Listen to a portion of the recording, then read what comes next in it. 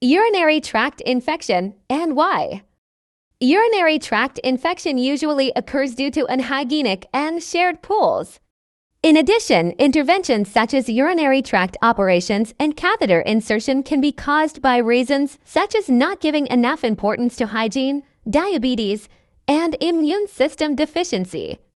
Burning in urination, frequent urination, sometimes foul smelling and cloudy urination, bloody urine, high fever, low back and groin pain are shown as symptoms of urinary tract infection. Urinary tract infection is the infection of the urinary tract with various microorganisms. Especially unhygienic pools can cause urinary tract infection.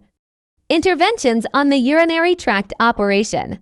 Catheter insertion are another cause of infection. Poor hygiene habits and an infected sexual partner can also lead to infections.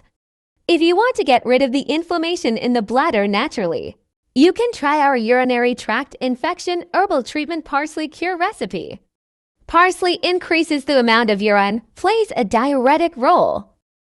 Add 2 spoons of honey to the water we put in the pot and mix it well. Wash and slice one well. We add the sliced lemons into the mixture. Now let's come to the most important main ingredient.